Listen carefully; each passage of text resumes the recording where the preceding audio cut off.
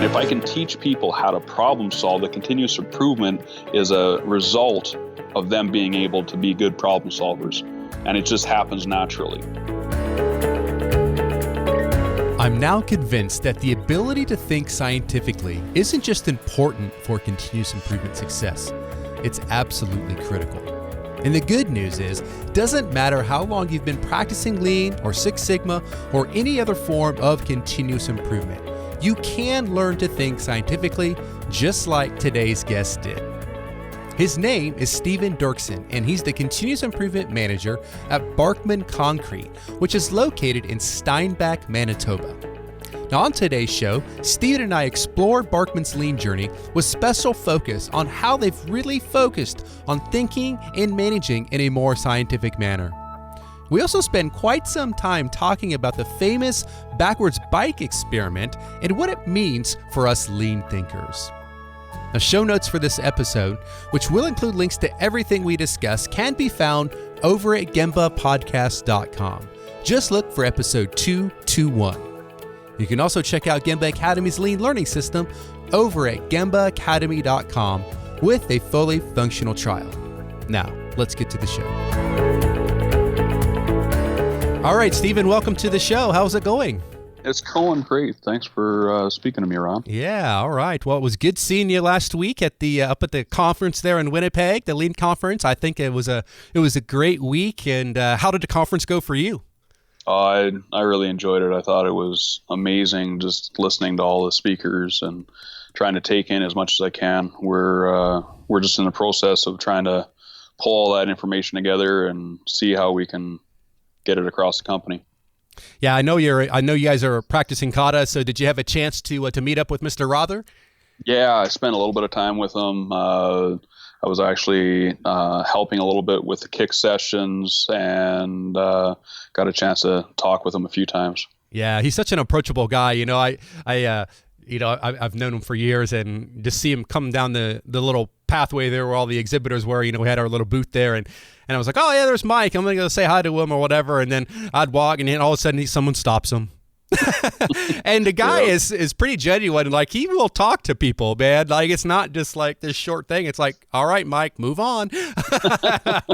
Yeah. Yep. Yeah, no, it was really good. Really good. All right. Well, hey, Stephen, let's begin the journey here with you telling us about who you are. Tell us about your background, how you first came to learn about continuous improvement, and then what you're up to these days. Okay. Well, I've been in manufacturing in one way or another for about 25 years now, and it's always kind of defaulted towards trying to make things better. My dad taught me when I was a kid, work smart, not hard. Mm. So that was really the mindset coming into any opportunity that I had, mm-hmm. was trying to find a way of improving it. Mm-hmm. So when I was in a pharmaceutical company several years back, I did a little bit of Six Sigma training, green mm-hmm. belt, and got a little bit more of the formal side of it, was moved into leadership, and moved from there into a steel company as a quality manager, and saw a real tight link between continuous improvement and quality.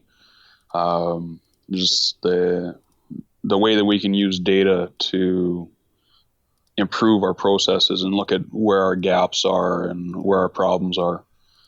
And I came over here to Barkman around 2014. Here we've started up a continuous improvement department, and we've tried a bunch of different things. We were at the Embracing Excellence conference back in 2015, and we heard some of the guys like Art Byrne and George Conasaker speaking, and mm-hmm. picked up their books and just wanted to focus on changing culture. Mm-hmm. As we looked at the business and the way we had been in business for so many years. Barkman's been around since 1948, and we'd done a lot of the right things to get to where we were, but we needed to change our direction a little bit and focus a little bit more on what our customer wants. And that was increased quality and decreased cost, like every other customer. Mm-hmm, mm-hmm. So what does Barkman do? We are precast concrete manufacturers, so we do a lot of pavers, planters, trenching products.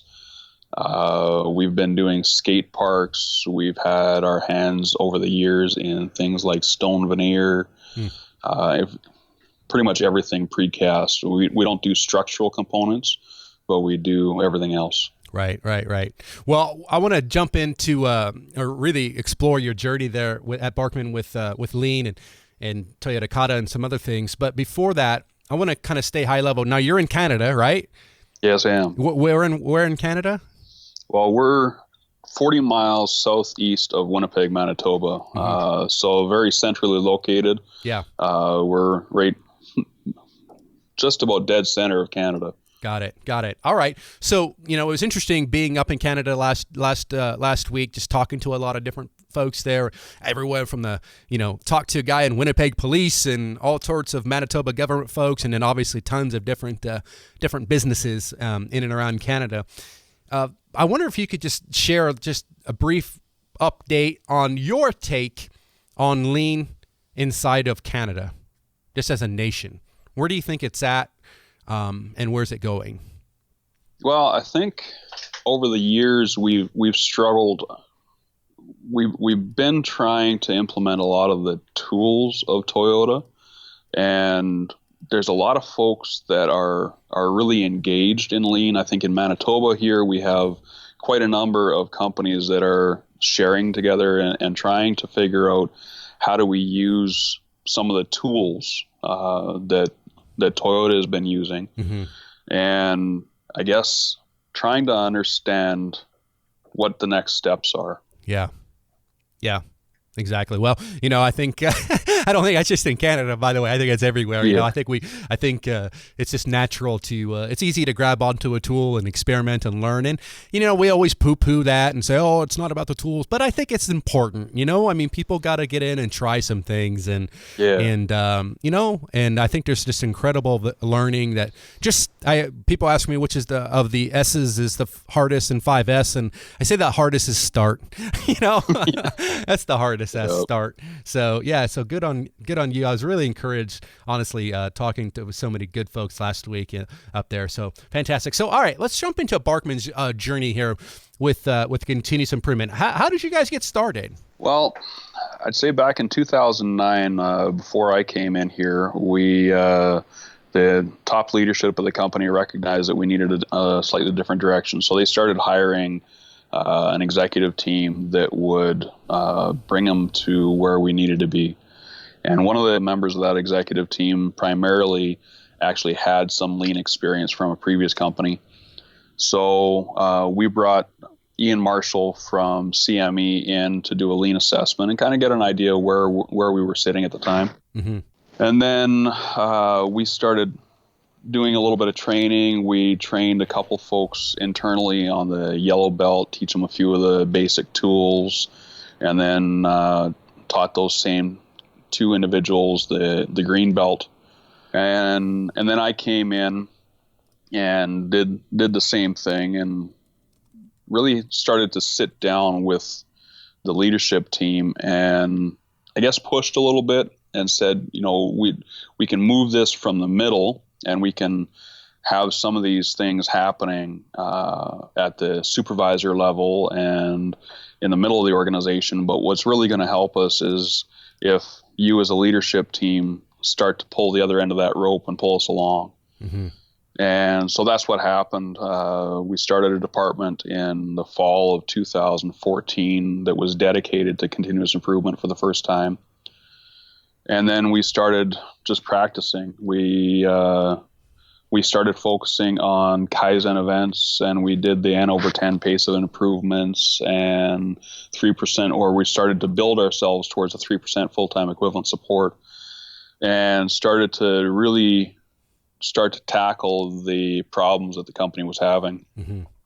And the first couple of years, we were able to knock a little bit or a lot of low-hanging fruit off and really fix some of the systemic problems that we had been having.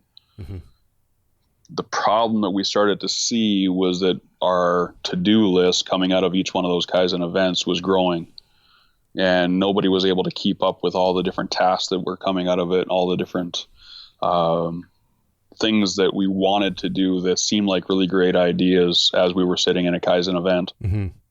And then additionally, one of the things that I started to realize was more and more folks in the different areas of the company were coming up to me and asking, well, when are you coming to my area to fix it?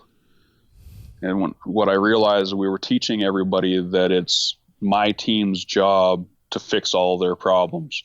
And that always kind of bothered me, because if I'm the only one, or if my team is the only one that can fix all the problems, we're going to move real slow. I mean, one of the things that I've said over and over again, I'm just not smart enough to fix all the problems in the company.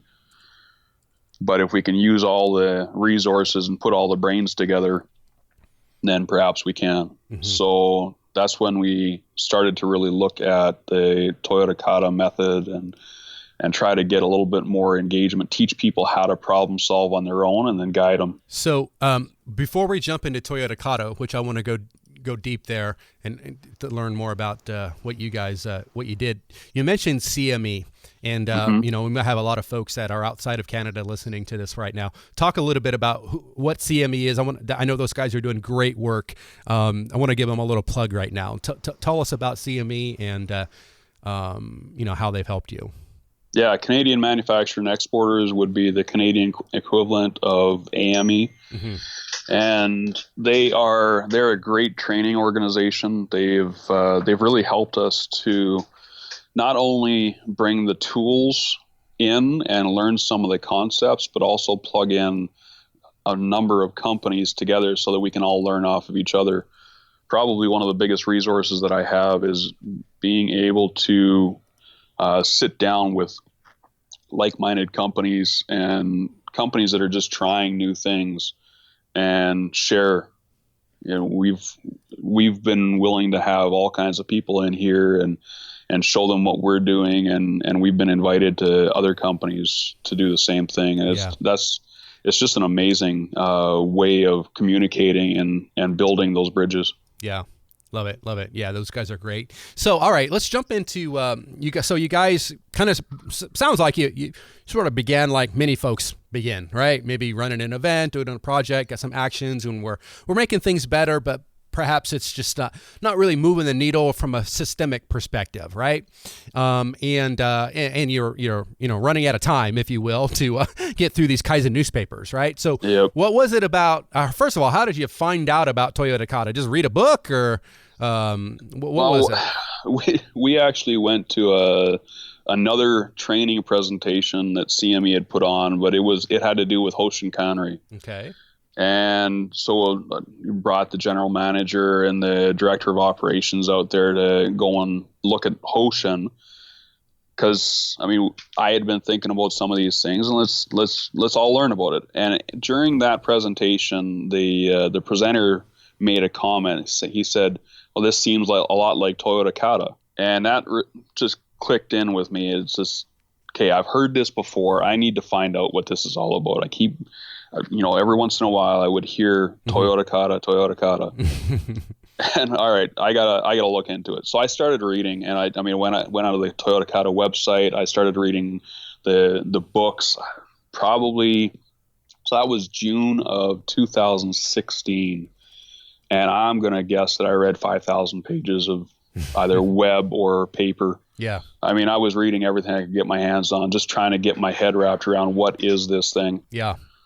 And then in about September, I brought it to my team and said, you know what, I want to try this. I want to just real small, just within my team, maybe have one person from outside so that we can do a kata board of our own, and then we can use that as a learning tool as we implement another kata board. Mm-hmm. So that was our first kick at the cat. And I don't want you to share any, confidential information or anything like that, but can you think back to that first storyboard that you guys created? Like, did you follow the whole recipe and identify identify the challenge and then current condition and all the rest of it? Is that how you went about it? Yeah, absolutely. So do you remember what the challenge was, or can you maybe give us a sneak peek? I think the first challenge for the CI team's Kata board, it was to build a knowledge and have people trained in Kata. It was as simple as that. And was that kind of like how long did you give yourself? A year? I was giving myself 6 months. 6 months. Okay. Yeah. So that was the challenge. And what was the current condition on that day? Current condition was we had nobody that even knew what Kata was. Well, it makes it easy to write it down on the forms, right? Zero. Yeah. Okay. What was your target condition? Yeah.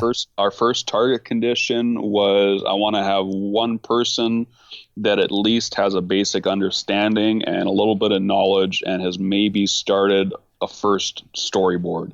And how long did you give yourself for that? And that was about a 2-week target condition. Yep. What were some of the obstacles that were keeping you from that? Well, time. Everybody's in a whirlwind. Everybody is just trying to keep up with daily production, and we're asking one new person on the production floor to try something new and add this to their already busy schedule. Yeah. So that was a problem.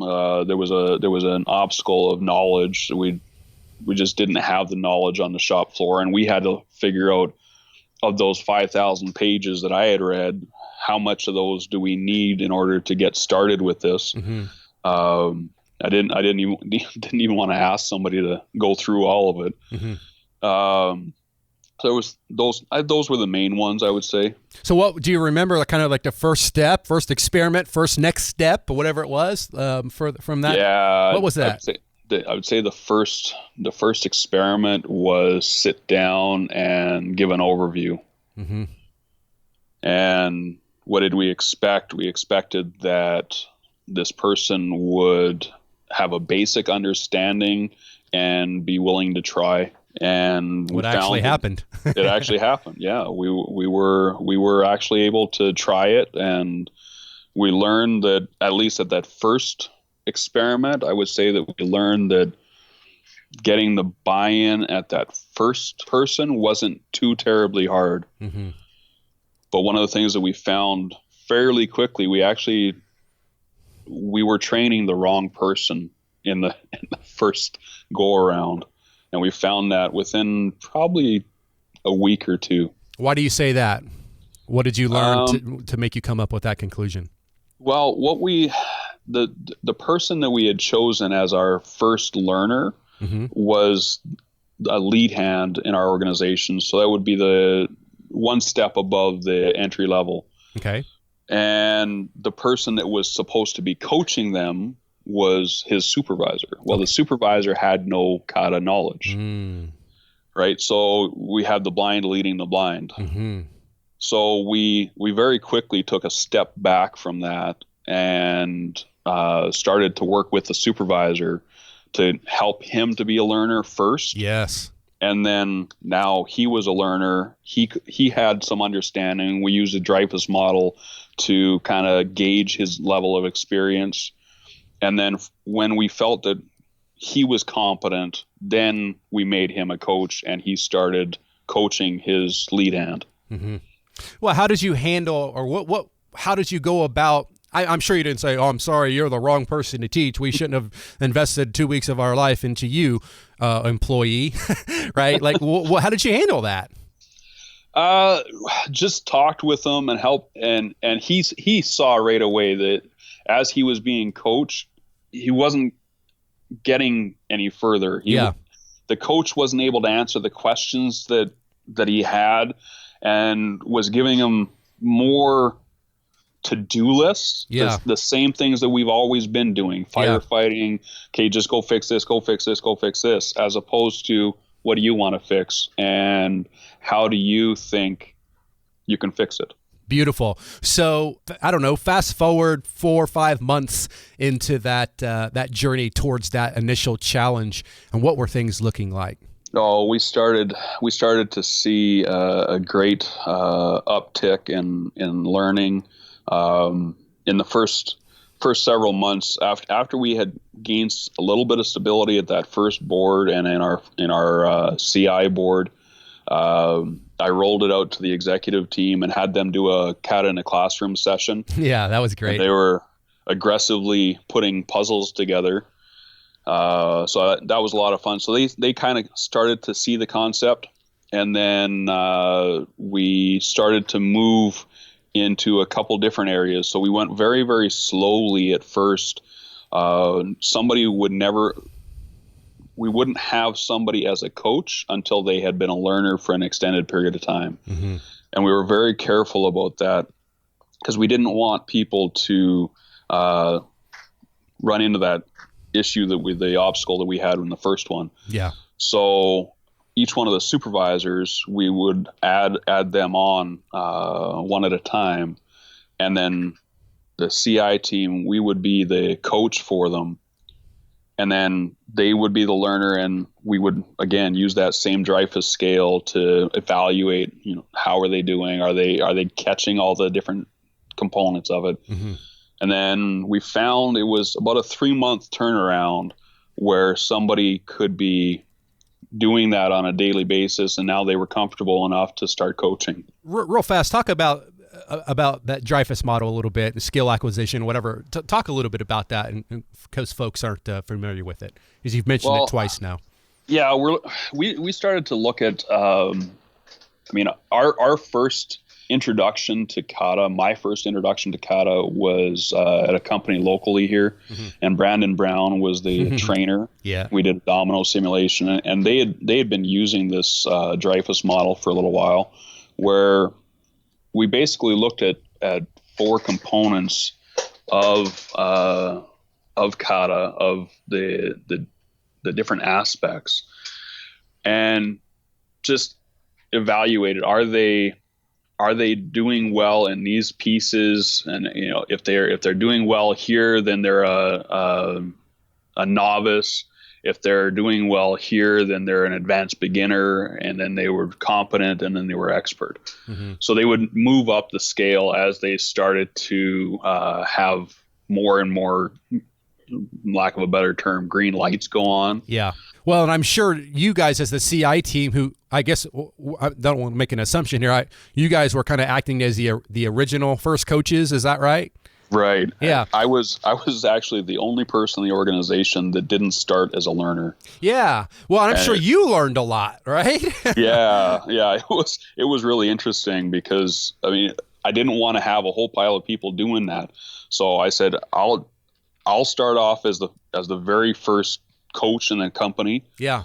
But everybody else needs to start as a learner, and we're going to coach. And I learned a lot as I was evaluating myself and just getting feedback from the learners. Well, you missed this, or you missed this, or how about we ask this, or whatever. Yeah. Yeah, I guess another model is to bring someone like Brandon or whatever in, Mark Rosenthal, one of these guys in to kind of help that initial kickoff or whatever. But no, I think it's a great way to go about it. So, well, you know what? Let's kind of fast forward a little bit, and it's 2018 now. Like, where are things at today with your use of Kata and more importantly, just scientific thinking in general? Well, we have 42 learners around the company today, and I believe 16 of those are coaches. So our learners or our coaches are always going to be learners in some way. So they have their own storyboard that they're working on, mm-hmm. and then they're coaching their learners on their storyboard. We're using a direct line reporting for the coach-learner relationship, and we've kind of been going back up through the organization, and we're starting with a couple of the directors and kind of getting them to start as learners, and then they'll start working their way down from their legs to, I guess, meet in the middle. Mm-hmm. So if you walk around Barkman, do you just see Kata storyboards all over the place, or how is that working? Yeah, we have 3 facilities. And our Alberta plant has 2 storyboards in it, and it's a very small plant. Our Steinbach plant is our main facility, and I'm going to say we have 17 storyboards in Wow. Steinbach, and then we have one storyboard in Winnipeg. So yeah, you go everywhere, you see it. And then one of the things that we've started to do is actually we modified it just slightly at the frontline level, where the lead hands are coaching their learners on a daily huddle. So they're not looking at the challenge or the target condition, those kind of things, but they are asking questions about what is the current condition? How did we do yesterday? Did we hit our key performance indicators? And if there was any problems yesterday, which one do we want to work on? What do we plan to do? What do we expect to happen? What actually happened? What did we learn? Yeah. So we're teaching a little bit of that scientific problem solving all the way down to the guys that just started yesterday. Nice. Yeah. So talk about maybe I don't want to make any assumptions here, but has leadership style, if you want to put it that way, has it changed as a result of thinking scientifically like this? Yeah, we're early on in that change, but there is still a little bit of a tendency to firefight. Yeah. But we're starting to ask the right questions. We're starting to lead through helping the people to be problem solvers, as opposed to giving them the answers. Yeah. Yeah, you know what I think it's all about? I was recently talking to a colleague of mine, and I was as horribly guilty as anyone of bad management, and I called him up and I said, "Hey, we were working on this big initiative. I'm like, hey, let's try X, Y, and Z. I think that would be great. What do you think?"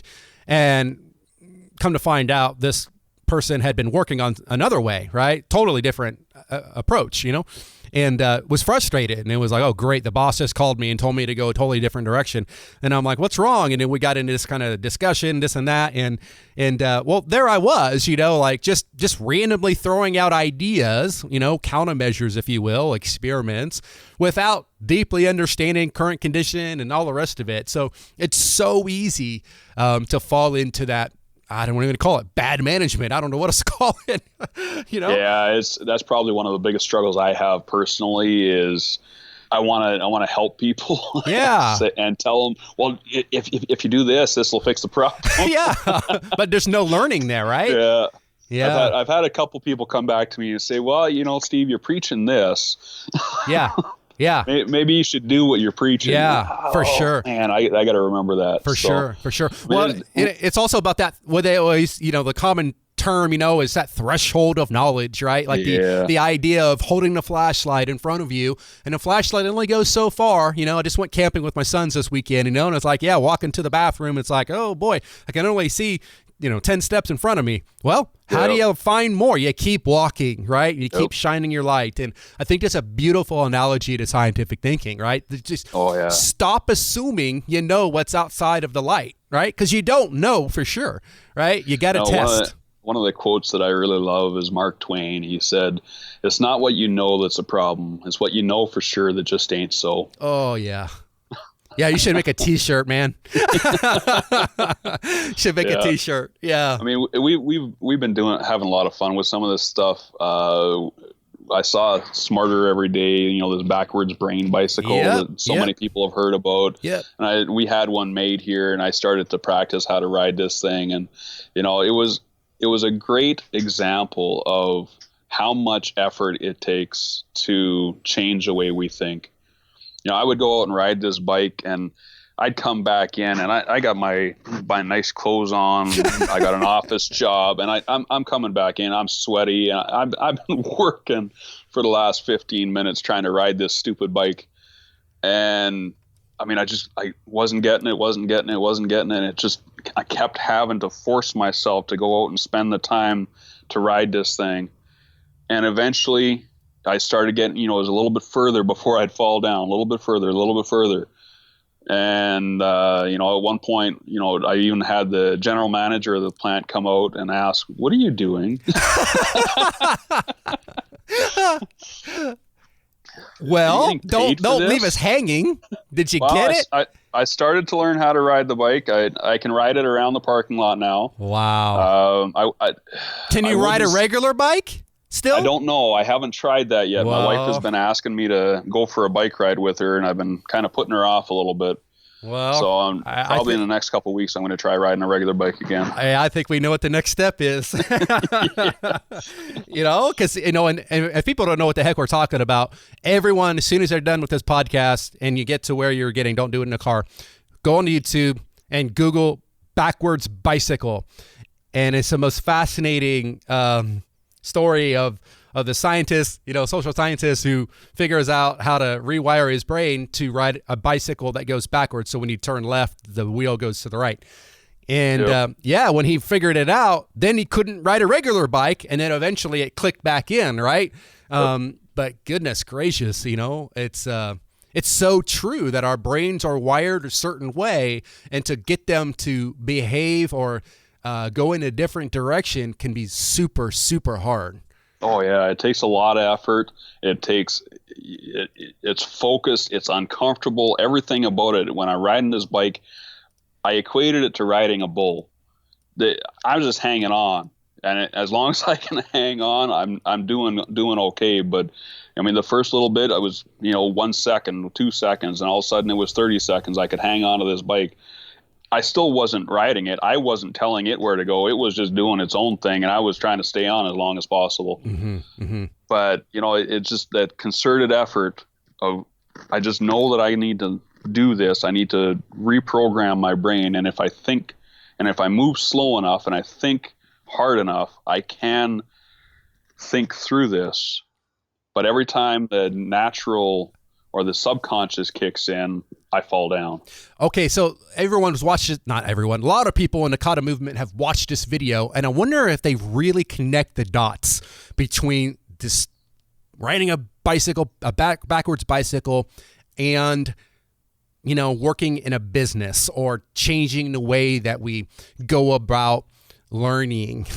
I don't know how else to say it. How do you connect the two? What is it about that story that is similar, you think, to practicing something like Kata? Oh, it's to me, it's exactly the same. With Kata, we're so used to thinking a certain way. We make our plans. We go step 1, 2, 3, 4, 5, and execute. Go. MBAs are taught plan and execution, and we're trying to retrain that. We're trying to get away from firefighting. We're trying to get away from telling our folks how to solve problems, and trying to get away from even continuous improvement. The way I look at it today is I'm not focused on continuous improvement. I'm focused on neuroscience. Yeah. And if I can teach people how to problem solve, the continuous improvement is a result of them being able to be good problem solvers, and it just happens naturally. But first, I got to teach them how to be good problem solvers. Yeah. And it's hard work, and it's everything about it. You want to default to the way that you used to think. So you've got to slow down, and you got to take the time, and you've got to go through the process and hold on to that bike and steer it slowly. And eventually, it becomes more and more natural. And eventually, you start to get it. But one of the things that I haven't ridden a regular bike yet, but I noticed from the video that Destin did, mm-hmm. when he went back to ride a regular bike, he said it took him 8 months to learn how to ride this bike. Mm-hmm. But it only took him 20 minutes to learn how to ride a regular bike again. So the way I look at that is you put a lot of effort in to learning a new way of thinking and to learn scientific problem solving. But it takes only a little bit of time of you letting your foot off the gas before you're going to be right back where you started, and you're going to be in firefighting mode. Yeah, I'm so glad you said that. Yeah, I mean, I'm so glad you said that, because I think people miss that. I missed that. I watched that video a million times, but I've missed that many times. Like, oh, that's great that he was able to ride a regular bike. Well, no, that's not great. That's bad. Yeah. That it was so easy for him to learn how to go the old way, because you're right. I mean, it's just like anything in life, exercise or losing weight or getting healthy or whatever. Super, super hard to get there. But boy, oh boy, blink your eyes a few times, the next thing you know, you're back on the couch eating Old Dutch potato chips, and Yeah, that's exactly it. That's exactly it. Yeah. So good, so good. Golly, this has been a fabulous conversation. And time's going to get away from us here, but it's so good. I want to wrap this section up, Stephen, with you just maybe sharing one or two lessons learned, big lessons, holistic lessons learned from this whole journey that you've taken over the last few years. Can you think of any? Oh yeah. I would say number one, don't regret where you've been. All the things that you've been doing and whatever your journey is got you to where you're able to go to the next step. So I don't regret the path that we took to get to where we are. It was things that we needed to learn. And where we are today, it's going to be hard. It's going to be focused effort. We're going to have to put all of our thoughts and dedication into it in order to think a new way. It's going to be uncomfortable. As Mike Rother likes to say, if it's uncomfortable, you're probably doing it right. And that's okay. Because eventually, riding that bike is going to get easier and it's going to become more and more comfortable. Yeah, I love that. Don't regret where you've been. We mentioned that earlier. I think it's so easy for all of us to beat ourselves up for, we're focused on the tools or we're focused on this or that. And, but it's not a journey, right? I don't remember was it a keynote or one of the workshops that I attended last week? The guy, I don't know, systems control, John Harry. He said they don't call it what they're on their journey, their lean journey. They call it a lean safari. And I was like, I love that, Yeah. Yes, because it's a safari, man. It's not a journey. Yeah, you have no idea what's in front of you until you start moving. Yeah, exactly. Yeah. So good. All right, Stephen. Well, hey, I want to fire a couple reflection questions off at you, just as really, really curious to hear your thoughts. If you could, I know the obvious answer would be to do kata here, but and that's okay if it is. Maybe you can expand on it. But if you look back at your own career, just your career as a professional, based on what you've learned now and what you know now, if you went back and could do just maybe one thing differently, what would it be, if anything? Probably to step back and rely more on the people around me. I came into leadership years ago because I was maybe the smartest person in the room. And I figured that I needed to fix everything. And if I would have relied on the people that are around me that are way smarter than I ever was, we would have been able to use more of that combined knowledge to actually fix the problems instead of fixing the same problems day after day because I hadn't actually fixed them myself. So imagine you had access to the time machine, and we've talked about the time machine many times on this podcast, and you can go back to any time in the past, and you had one day, and you could shadow anyone. And by shadow, I mean you could talk to this person, you can ask them anything. It's totally open. Who would you go visit, and what would you want to learn? I really think it would be Deming back in the late 40s and 50s. The way Deming was helping with North America, trying to get TWI up and running, get these manufacturing facilities that had lost all the men that were off to war and now had a whole new workforce coming in. He had the concepts. He was the one that started to teach Toyota all these things. And to be able to pick his brains and just try to understand what made him tick, I think that would be a real win. Mm-hmm. Mm-hmm. What are you most proud of as it relates to your journey, your safari with continuous improvement? I think the position that I'm in now is not a boss. It's not a director, but a coach. Somebody who is, I'm more focused on other people learning and helping them to think differently than telling them how to fix a problem. And I think that builds into them and allows them to succeed and to really be proud of what they do when they go home at the end of the day. Yeah. So good. So good. All right. Well, Stephen, I don't want to keep you all day. I know we've had you on for a little while here. This has been a great, great conversation. I've really enjoyed chatting with you. But let's go ahead and wrap things up. Share some final words of wisdom with the folks listening, and then definitely tell people how they can best connect with you, social media, website, something like that. Well, I think the biggest thing is enjoy the journey. Enjoy the safari. Yeah. Enjoy the direction that you're going. Know that you're going to learn something new tomorrow than you know today. And you're going to look back and you may have regrets. But the fact is, if you can engage your team, if you can bring the entire organization around you, trying to solve the problems that bother them and that bother the customers, you will be in an organization that just cannot be stopped. Yeah. Beautiful.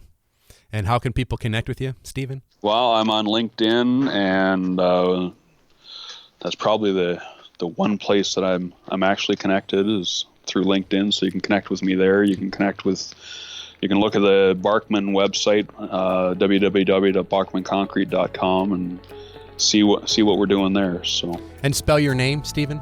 Stephen Derksen, STEPHEN DERKSEN. Okay. And we'll put that on the show notes as well. People can find that over at gembapodcast.com.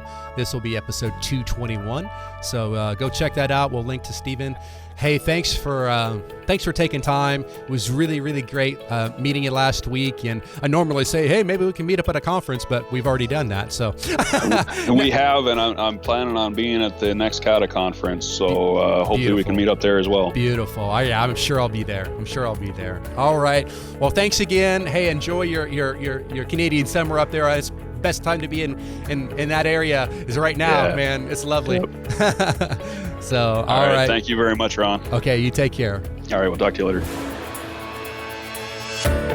Thanks for listening to the Gemba Academy podcast. Now, we invite you to take a no-strings-attached, fully functional test drive of GembaAcademy.com. Gain immediate access to more than 1,000 Lean and Six Sigma learning resources, all free of charge, at GembaAcademy.com.